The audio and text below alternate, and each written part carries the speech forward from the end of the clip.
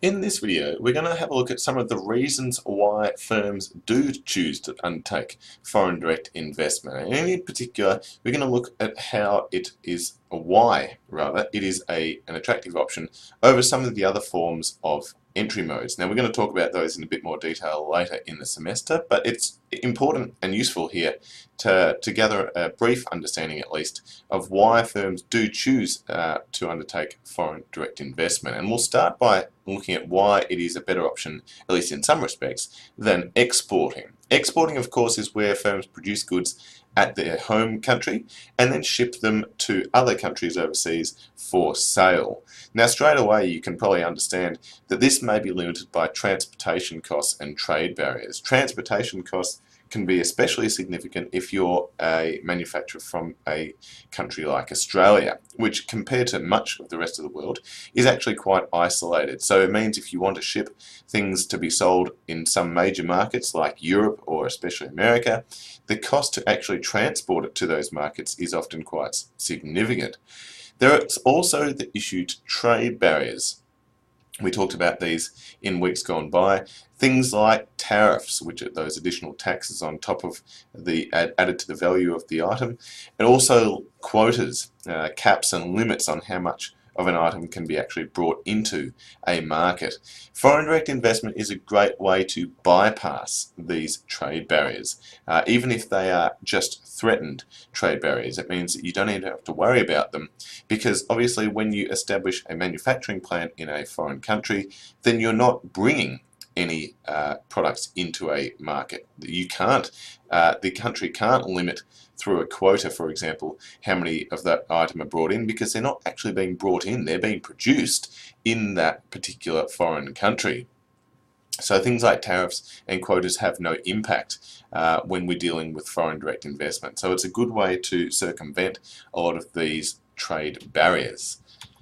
In terms of why a firm would choose foreign direct investment over licensing, there are a few reasons. Firstly, licensing is when a firm grants a foreign entity the right to produce and sell that firm's products, typically in return for a royalty fee on every single unit that the foreign entity sells. So it's when you say, okay, we'll give you all of our intellectual property often, or the manufacturing systems and processes necessary to produce it, and you do all the dirty work and the hard, heavy lifting in the foreign country.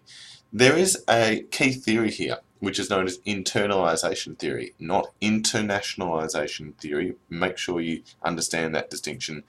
People make it every single semester. So we're talking about internalization theory here, which is also known as the market imperfections theory, and it suggests that licensing has three major issues or limitations relative to foreign direct investment. The first is the possibility of losing valuable technological know-how to a potential foreign competitor, let alone a foreign entity. So obviously, in a licensing situation, you have to hand over your technological know-how if you're going to get somebody else to produce an item on your behalf in a foreign market. And obviously, if you're giving away your technological secrets, the risk there is that you're giving away also your secrets to success, and that long term especially, you might actually be creating a foreign competitor when the licensing arrangement expires, for example.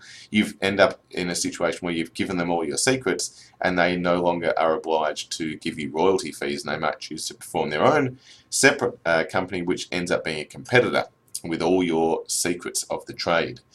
Another limitation is the limited control afforded by licensing over things like manufacturing, marketing, and strategy in that foreign country. You as a business in the home market are not able to have a day-to-day awareness of exactly what that foreign entity is doing. They'll often give you reports and updates on how things are going, but you don't always have people on the ground in that foreign country there to observe and report back on a daily basis exactly how things are going, especially if you do rely on things like marketing or manufacturing processes as your source of competitive advantage. And we've got a few examples to illustrate the dangers here. One is with the Australian company Cold Rock, and they are an ice creamery. Basically what you do is you go there, you choose some very nice ice creams, you mix it with some toppings, and you get a beautiful result. Unfortunately, when they went to Vietnam, they expanded and internationalized via licensing, and they realized that the people who were running their operations in Vietnam didn't quite produce the same type of products as was the case in Australia, and ended up selling things like this. Yes, that is right, it is a poo cake. There's no other way to describe it. It is an ice cream cake shaped in the, well, you can see it from the picture. And understandably, Cold Rock, once they found out about that here in Australia, were not so pleased with the people that were running its Vietnamese operations. Another example is with the well-known brand Hello Kitty.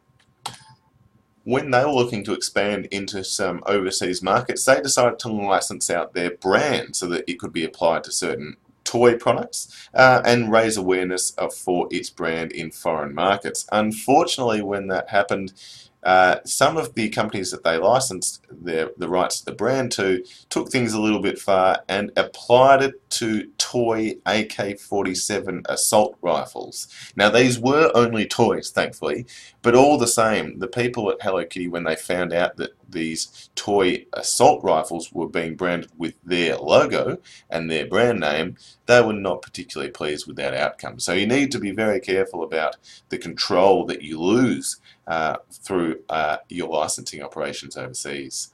Finally, the internalization theory suggests that the firm's competitive advantage, that is the firm that is seeking to license its brand, may be based on its own management, marketing and manufacturing capabilities, and sometimes you simply just cannot teach that or transfer that or give that to a foreign entity. It might just be something that is ingrained in your own business, in your home market, and sometimes you just can't hand that over to somebody to carry out for themselves overseas. So there are a few issues here why foreign direct investment does give you that control and those advantages relative to licensing.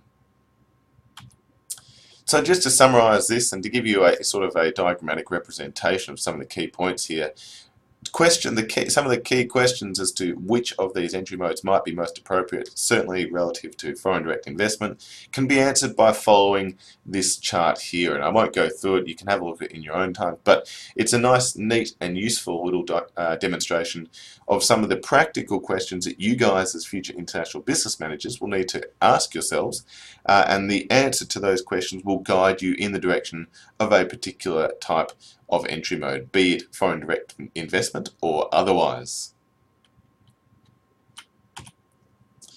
Alright, from a theoretical perspective, by far the most well-known and dominant theory within the sphere of FDI is Dunning's eclectic or OLI paradigm.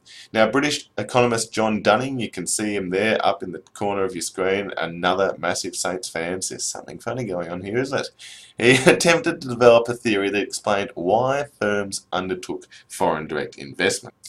And in his theory, he said that it was important to consider three factors which would be the determinants of whether FDI should actually occur, whether it was going to be advantageous and the best option for a firm to internationalise.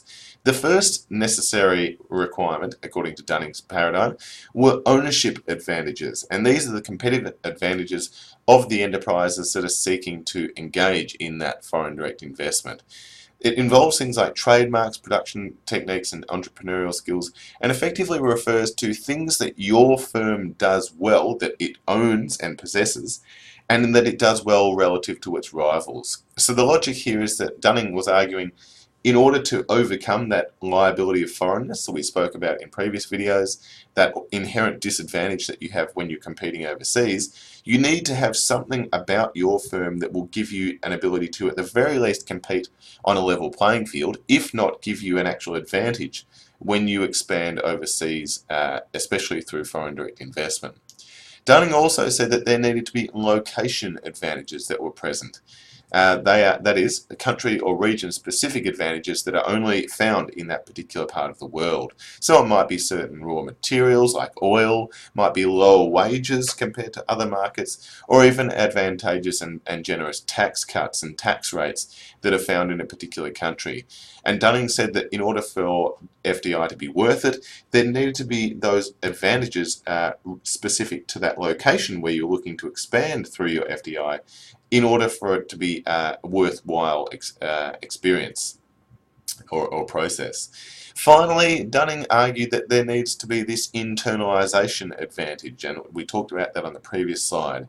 And here it means that there needs to be net benefits of internalising or keeping your production in-house, so that you're able to maintain that control that we talked about on previous slides as being so important.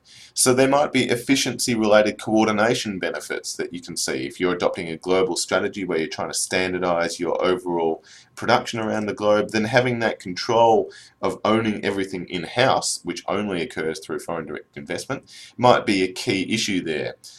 Also protecting that intellectual property that we spoke about on previous slides. If that's a key issue for your firm, then again, this is where foreign direct investment becomes the only real option. So overall, Dunning argued that there need to be all three of these conditions being met in order for foreign direct investment to be worthwhile and to actually occur from the firm's perspective. And that also meant that if even, for example, just two, but not the third advantage was present, that would not justify or mean that it is worthwhile to engage in foreign direct investment relative to some of the other internationalization modes. Now, the final thing we're going to look at in this video is how host countries therefore may influence foreign direct investment, be it trying to encourage it or actually discourage that FDI. From a positive point of view, in terms of how firms, host countries rather, try and attract that foreign direct investment, like our friends here on the right, there are a number of different ways that this can be achieved. The first is through subsidies. We spoke about this a couple of weeks ago, effectively offering financial assistance and rewards to those firms that are willing to undertake foreign direct investment and set up their operations in that particular country. You might give them tax incentives, so you might give them relatively lower tax rates or repayments on their loans from the government to make it advantageous and more attractive compared to other countries. Those low interest rates I talked about, stable government and economic policies, ensuring that there aren't things like military coups and revolutions going on is often key. A lot of research has indicated that these are key priorities and criteria that must be met for firms to consider a country for foreign direct investment. You might also go to the lengths of establishing a special economic zone, so a free trade zone or a free trade agreement with the government from the home market, so that it makes it easier for the firm considering FDI to actually set up its operations and conduct that international business. On the other hand, you may go all Johnny Depp and decide we don't want firms to actually engage in foreign direct investment in our host market. If that is the case, then you might decide to impose political restrictions on investing in certain industries. We see a number of countries around the world say that 50%, for example, of this particular industry must be owned by Australian firms or by Chinese firms or whoever the local nationality is. There might be ownership restraints, so every business must have at least this percentage, for example, owned by a local company, or also performance requirements. You might actually say, well, sure, you can come in and set up your operations here, but if you're not making this much revenue, if you're not stimulating the economy to this degree over a certain number of years, then you will not be able to continue your operations here. So there are a number of different ways that host country governments can both incentivize and also disincentivize firms to undertake foreign direct investment in their particular nation.